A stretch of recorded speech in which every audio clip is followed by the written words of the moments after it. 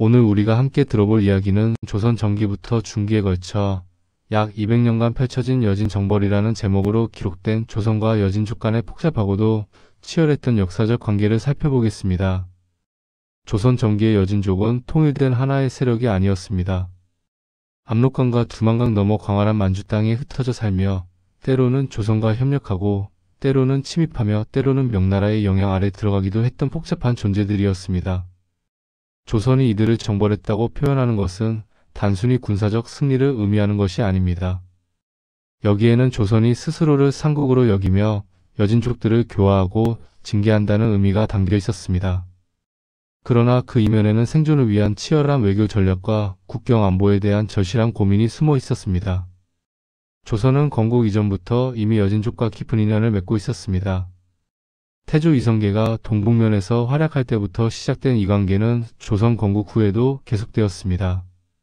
태조는 여진족 추장들에게 벼슬을 주며 회유하는 한편 동북면에 군현을 설치하여 영토를 개척했습니다. 그러나 이 과제는 결코 간단하지 않았습니다. 조선은 여진족에 대한 영향력을 두고 상국인 명나라와 경쟁해야 했습니다. 명나라 역시 동북 지역의 여진족들을 자신들의 영향 아래 두려고 했기 때문입니다. 더욱 복잡한 것은 여진족들의 행동 양식이었습니다. 그들은 무엇보다 경제적 이익을 우선시했습니다.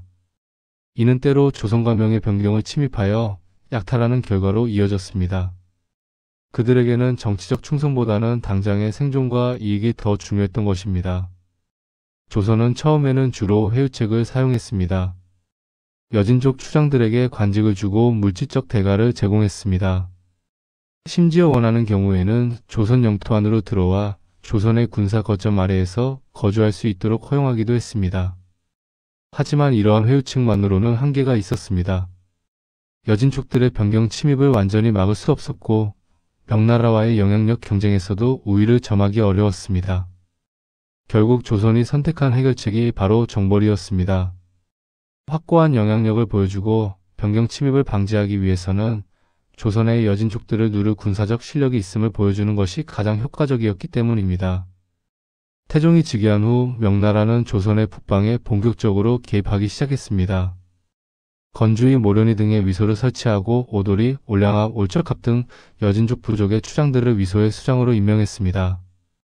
이는 여진족들에 대한 명나라의 직접적인 지배 의지를 드러낸 것이었습니다. 조선은 이에 민감하게 반응했지만 결과적으로 여진족에 대한 명의 관직 수여를 완전히 막을 수는 없었습니다. 1405년 유력 추장이었던 동맹가천모가는 명의 건주의 도지휘사로, 파하소는 모련 이지휘첨사로 임명되었습니다. 명의 관직을 받은 여진족들에 대한 보복으로 조선은 여진족과의 무역을 일시적으로 단절했습니다. 이에 붕괴한 올적합의 김문래 등이 1406년과 1410년 두 차례에 걸쳐 경원을 침공했습니다. 이 과정에서 병마사 한흥보를 포함한 많은 조선군이 전사하는 피해를 입었습니다. 사건 보고를 받은 태종은 즉각 올적합에 대한 정벌을 명했습니다. 하륜, 성성린 등은 정벌을 반대했지만 태종은 조영무, 유량 등의 찬성론을 따라 정벌을 단행했습니다. 길추찰리사 조연을 주장으로 전 도절제사 신유정, 전 동지총재 김중보 등을 부장으로 하는 정벌군이 편성되었습니다. 원정군은 1411년 2월 29일 길주를 출발하여 3월 9일 모련이의 두문에 도착했습니다. 이 정벌에서 조선군은 모련이지의 파하손과 아고거, 착하, 하을주 등 4명의 수장 및 여진족을 죽였습니다. 가옥을 불사르고 지역을 초토화시켜 모련이의 핵심 세력들을 제거하는 데 성공했습니다. 태종의 모련이 정벌은 단순한 징계가 아니라 조선을 배신하고 명예 관직을 받은 여진족 세력들에 대한 정치적 보복전이었습니다. 이 정벌로 인해 여진족들이 조선을 불신하게 되고 수차례 복수 침입이 이어지기도 했습니다. 하지만 한편으로는 모련이 세력이 크게 약화되었고 결과적으로 태종이 죽을 때까지 두만강 지역의 여진족 침입은 거의 사라졌습니다. 세종시대에 들어서면서 상황이 다시 변화했습니다. 명의 요동 지역이 몽골족의 위협을 받게 되자 1423년 요동으로 이주했던 동맹가천모가가 명가 조선의 허락을 받아 다시 두만강 유역의 아모카 지역으로 돌아왔습니다. 더욱 중요한 변화는 1424년 이만주가 이끄는 1005가 달단에 쫓겨 압록강 중류의 파저강 지역으로 이주해온 것이었습니다. 조선은 명과 더욱 밀접한 관계에 있던 이만주 집단을 이주 초기부터 경계하여 입조와 교역 등의 접촉을 제한했습니다. 1432년 12월 여진족 수백여 명이 여영 경내에 침입하여 사람과 물건을 약탈하는 사태가 발생했습니다. 이만주는 홀라온 울적합이 조선인 남녀를 사로잡아 가던 것을 자신이 빼앗아 보호하고 있다고 알려왔지만 세종은 여연 습격에 이만주가 관련되었다고 확신했습니다. 조정에서는 정벌에 대해 부정적인 의견이 많았지만 세종은 자신의 의견을 강력하게 밀어붙여 정벌을 단행했습니다. 최윤덕이 이끄는 1만 5천 명의 원정군이 편성되었습니다. 이는 당시로서는 매우 대규모의 군사작전이었습니다. 1433년 4월 10일 강계에 모인 원정군은 7개 부대로 나뉘어 4월 19일 공격을 개시했습니다. 기습을 당한 파저강 여진족은 큰 피해를 입었고 이만주의 처도 사망했으며 이만주 자신도 상처를 입고 도주했습니다. 반면 조선군은 비교적 경미한 피해만을 입어 대승을 거두었습니다. 그러나 북방의 문제는 해결되지 않았습니다. 원정군 철수 후 이만주 집단은 다시 세력을 회복했고 조선에 대한 원한을 품고 수차례 국경을 침범했습니다. 1437년 5월 올량합 기병이 다시 조명 강구자를 습격해오자 세종은 김종서의 건의를 바탕으로 재차 정벌을 결정했습니다.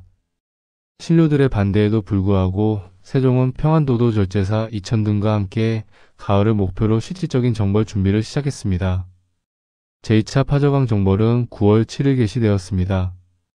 총 8천여 명의 정벌군이 3개 부대로 나뉘어 작전을 수행했습니다. 정벌군은 세 갈래로 나뉘어 여진족의 본거지를 습격하고 불태운 뒤 16일에 돌아왔습니다. 제2차 파저강 정벌은 여진족의 근거지에 타격을 주는 데는 성공했지만 제1차 정벌보다 전과가 적었고 무엇보다 이만주 포착에 실패했습니다. 이는 파저강 야인들이 정벌군 토착 전에 미리 피해버렸기 때문이었습니다. 두 차례에 걸친 파저강 정벌을 통해 조선은 압록강 건너의 여진족 세력을 약화시키는 데 성공했고 이를 이용하여 압록강 중류에 사군을 설치하는 성과를 거두었습니다. 그러나 건주 본위의 지휘자 이만주를 제거하지 못했기 때문에 조선으로서는 불만족스러운 결과였습니다. 세조는 즉위 후 이만주를 포함한 여진족 세력들의 내조를 받아들이며 적극적인 여진족 정책을 폈습니다. 이만주 등도 여기에 호응하여 여진족과 조선 사이의 교류가 점차 증가했습니다. 그러나 1459년 6월 새로운 문제가 발생했습니다. 신숙주가 세조의 명을 받아 함길도에서 여진족 세력들 간의 화해를 주도하고 있을 때 두만강 북쪽의 유력 세력 낭바라한만이 병을 칭하고 오지 않았습니다. 더욱이 낭바라한의 족인들이 통사를 쏘려고 하는 사태까지 발생했습니다. 처음에는 세조의 유화책으로 사건이 무마되는 듯 했지만 낭바라한의 아들 낭이승가가 몰래 중국에 가려고 했다는 고발이 들어오자 세조는 태도를 바꿔 낭바라한 부자 및 친족들을 참수했습니다. 낭바라한이 참수된 후 살아서 도망친 그의 아들 아비거가 군사를 모아 조선을 공격하기 시작했습니다. 아비거는 100여 기를 인솔하여 조선을 공격했지만 조선군에 요격되어 전사했습니다. 조선에서는 이를 명분으로 하여 모련이를 정벌하고 모련이의 유력 추장들을 제거할 계획을 세웠습니다. 1460년 3월 세조는 본격적으로 정벌을 준비했고 명의 제지에도 아랑곳하지 않고 정벌 계획을 진행시켰습니다. 8월 말 신숙주가 이끄는 1만여 명의 정벌군은 두만강을 건너 여러 길로 나뉘어 여진족의 근거지를 초토화했습니다. 모련이 정벌을 준비하는 단계에서부터 세조는 건주의 정벌을 언급하며 이만주가 이끄는 건주의를 다음 목표로 삼았습니다. 이미 세종 때 2차례 정벌의 대상이 되었던 이만주는 세조 즉위 후 조선의 신뢰를 얻으려 노력했지만 이는 그들의 대비를 늦추기 위한 조선의 전략이었습니다. 1467년 5월 올량합 천여 명이 의주를 공격하여 약탈하는 사건이 벌어지자 세조는 야인들이 이미 중국을 능멸하고 조선을 모욕했다는 이유로 공격 의사를 밝혔습니다. 신숙주와 한명회 등의 동의를 얻어 구치관을 도채찰사로 임명하여 1만 5천 명의 병력으로 정벌에 나서도록 지시했습니다. 그러나 이 시에 난이 일어나면서 정벌이 연기되었습니다. 그 사이명에서도 자신들의 병경을 약탈하는 건주의를 응징하기 위해 건주의를 정벌할 계획을 세우고 조선의 협력을 요청해 왔습니다. 세조는 이 시에 난이 완전히 정리되지 않은 상태였음에도 명의 요청에 응하여 군대를 낼 것을 결정했습니다. 9월 26일 정벌군의 주장 강수는 남이 어유소와 더불어 1만 명의 정벌군을 둘로 나눠 건주위를 향해 공격했습니다. 강순과 남이가 이끄는 부대는 이만주와 그의 아들 이고나파, 이두리 부자 등을 베어 죽이고 그들의 처자와 부녀를 사로잡았으며 170여 명을 사살하고 가옥과 곡식을 불태웠습니다. 세조대 건주위 정벌의 의미는 컸습니다. 건주위의 근거지에 대타격을 입혔을 뿐만 아니라 세종대부터의 수건이던 이만주 포착 및 참살이라는 중대한 전략 목표를 달성한 것입니다. 이를 통해 세조대에는 여진족에 대한 지배권을 그 어느 때보다 확고히 할 수 있었습니다. 세조대의 정벌로 건주위의 힘이 일시적으로 크게 약해지기는 했지만 건주위 여진족들은 이후에도 간간히 명과 조선의 변경을 약탈했습니다. 당시 명의 최고 권력자였던 왕직은 여진족에 대한 통제를 확립하고 동시에 자신의 권력을 강화하기 위해 건주위에 대한 정벌을 직접 주도했고 이 과정에서 명은 조선에 원군을 보낼 것을 요청했습니다. 1479년 10월 명이 건주위를 정벌한다는 소식이 전해지자 조선 조정에서는 파병에 대한 찬반 양론이 팽팽하게 대립했습니다. 성종은 평안도의 흉년, 건주위의 험한 지형, 여진족들의 조선에 대한 경계 등의 현실적 조건을 감안하더라도 사대의 명분상 거부하기 어렵다는 점을 중시하여 우찬성 어유소를 대장으로 하는 1만 명의 출병을 결정했습니다. 정벌군은 10월 말에 출발하려 했지만 압록강이 얼지 않아 기병을 이끌고 강을 건널 수 없었고 얼음과 눈 때문에 적유령을 넘을 수 없어 원정을 중지했습니다. 이후 명과의 관계를 고려하여 12월 9일 좌의정 윤필상이 4,000명의 군대를 이끌고 정벌에 나섰습니다. 비록 명군이 이미 정벌하고 돌아간 뒤이고 정가 자체도 소규모였지만 큰 손해 없이 명군에 협조했다는 명분은 세울 수 있었습니다. 1491년 1월 올척합 1천여 명이 영안도의 조산보를 포위하고 성까지 넘어 공격해 들어와 상당한 피해를 입혔습니다. 거의 같은 시기 2천여 명에 달하는 야인이 평안도의 창주진을 포위했다가 조선군에 의해 격퇴되었습니다. 성종은 영안도 지역에 대한 올척합의 침입을 더욱 중시하여 이에 대해 정벌할 계획을 세웠습니다. 특히 동북방의 여진족 중 가장 강력하고 약탈을 주도했다고 여겨지는 니마차 올척합이 정벌의 대상이 되었습니다. 성종은 2만 명의 군사를 징집하도록 하여 조선 전기 최대 규모의 정벌군 편성을 명했습니다. 조정에서는 정벌 중지를 청하는 여론이 압도적이었지만 성종은 침략의 심각성을 더욱 중시하고 허종을 북정도원수로 임명하여 5월 15일 정벌 준비에 박차를 가했습니다. 허종이 이끄는 정벌군은 10월 15일 두만강을 건넜고 23일에 여진족의 본거지에 들어갔습니다. 그러나 여진족들은 대군이 접근한다는 사실을 듣자마자 바로 본거지를 비우고 숨어버렸기 때문에 적군을 포착하는 데는 실패했습니다. 어쩔 수 없이 집들을 불태우고 후퇴해야만 했고 돌아오는 길에 여진족 200여 개의 습격이 있었으나 격퇴했습니다. 이번 정벌을 통해 참액한 적은 9명에 불과했습니다. 니마차 올척합 정벌은 패배는 아니었지만 2만 명이라는 조선 전기 사상 최대의 군대를 동원한 원정으로서는 초라한 결과였습니다.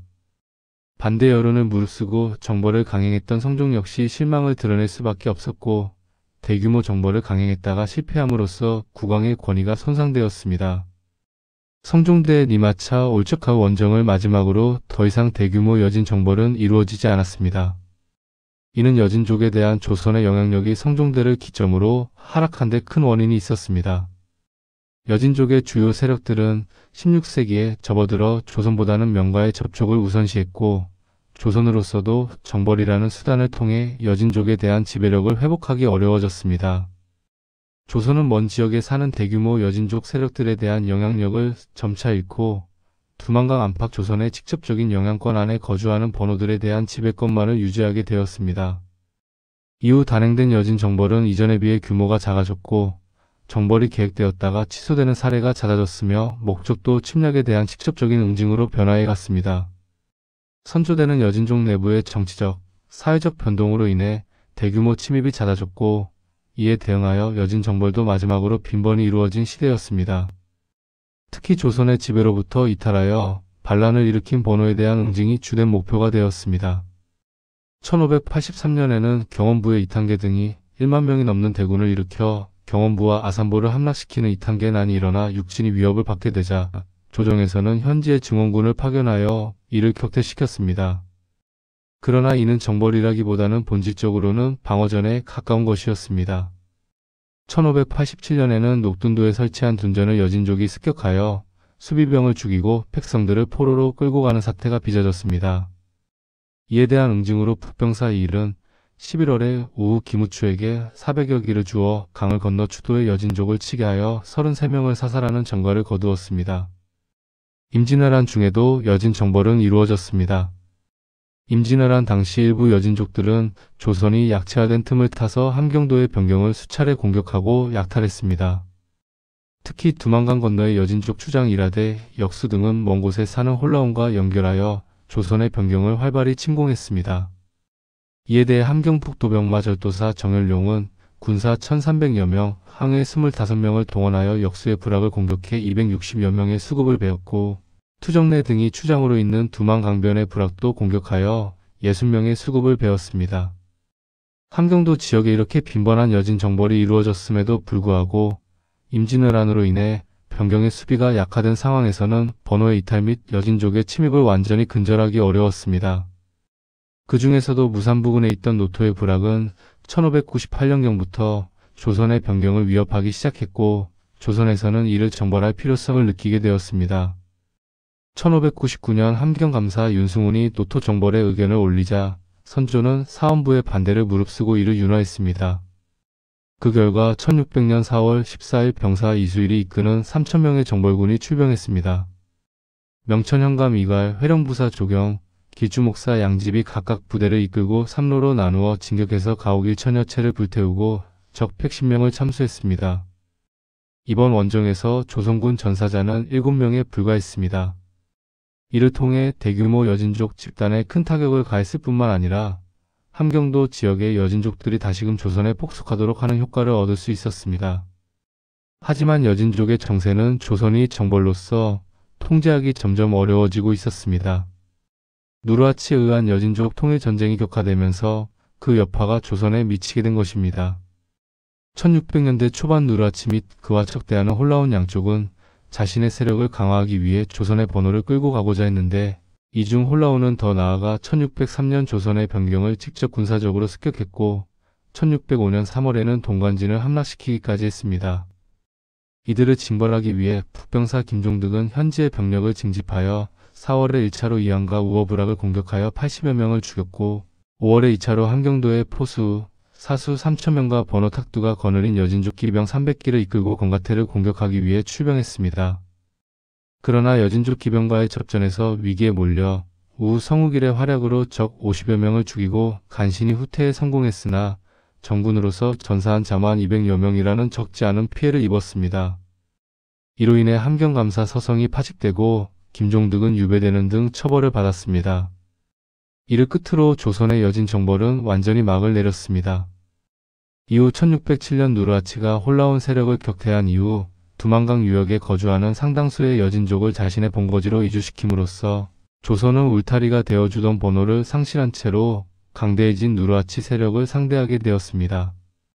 이제 조선은 공세적으로 여진을 정벌하는 것이 아니라 강성해진 여진족의 공격을 방어해야 하는 처지에 놓이게 된 것입니다.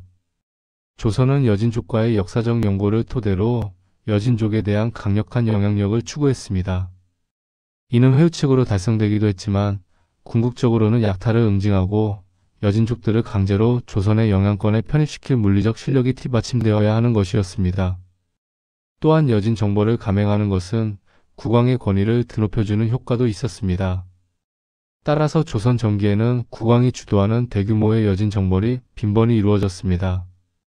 태종의 모련이 정벌, 세종의 파저강 정벌, 세조의 모련이와 건주의 정벌은 모두 이러한 맥락에서 이해할 수 있습니다. 그러나 성종대 대규모로 이루어진 여진 정벌이 성과를 거두지 못하고 이후 여진족에 대한 영향력이 크게 약화되면서 여진 정벌 역시 이루어지지 못했습니다. 명종 선조대에 다시 여진 정벌이 이루어졌으나 이때는 조선의 영향권 하에 있는 번호의 이탈 및 침입을 막기 위한 것으로 여진 정벌의 목적이 달라져 있었고 그 규모 역시 이전에 비해 크게 축소되었습니다. 이윽고 여진족 내부의 통일이 진전되자 여진 정벌은 과거의 이야기가 되었고 조선은 외부로부터의 새로운 도전과 마주하게 되었습니다. 여진 정벌은 이만주를 체포, 참사라는 큰 성과를 거두기도 했지만 대개는 큰 비용이 든 데 비해 전과는 크지 않았습니다. 이에 따라 정벌에 반대하는 여론이 상시적으로 존재했습니다. 그럼에도 불구하고 조선의 여진 정벌은 여진족에 비해 압도적인 군사력을 과시함으로써 여진족들에게 깊은 인상을 심어주는 효과가 있었습니다. 결과적으로 장기간에 걸쳐 여진족에 대한 영향력을 유지하고 여진족의 침입을 억제하는 데 여진 정벌이 중요한 역할을 수행했음은 간과할 수 없습니다. 200년에 걸친 조선의 여진 정벌사를 돌아보면서 우리는 단순한 군사적 승부를 넘어선 복잡한 국제관계와 외교 전략을 엿볼 수 있었습니다.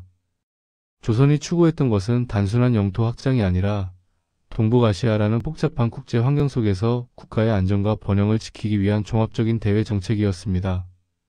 태종의 단호한 결단에서 시작되어 세종의 대규모 작전, 세조의 수건 달성, 그리고 성종의 마지막 도전에 이르기까지 각 시대의 국왕들은 나름의 방식으로 북방 문제에 대응했습니다. 때로는 성공했고 때로는 실패했지만 그 모든 과정이 조선이라는 국가가 어떻게 생존하고 발전해 나갔는지를 보여주는 귀중한 기록입니다. 결국 여진족의 통일과 강성화라는 역사의 거대한 변화 앞에서 조선의 여진 정벌은 막을 내렸습니다. 하지만 200년간 지속된 이 정책은 조선이 동북아시아의 강국으로 자리 잡는 데 중요한 역할을 했으며 후에 임진왜란과 정유재란 그리고 정묘정유 양난을 겪으면서도 국가를 유지할 수 있는 기반을 마련해 주었다고 평가할 수 있습니다. 오늘 우리가 살펴본 여진 정벌의 역사는 단순한 과거의 기록이 아닙니다. 이는 어떤 나라든 국경을 접한 이웃과의 관계에서 겪게 되는 영원한 과제, 즉 평화와 안보를 동시에 추구해야 하는 딜레마를 다룬 귀중한 사례입니다. 21세기를 사는 우리에게도 여전히 많은 교훈을 주는 이야기라고 할 수 있겠습니다. 긴 시간 함께 해주셔서 감사합니다.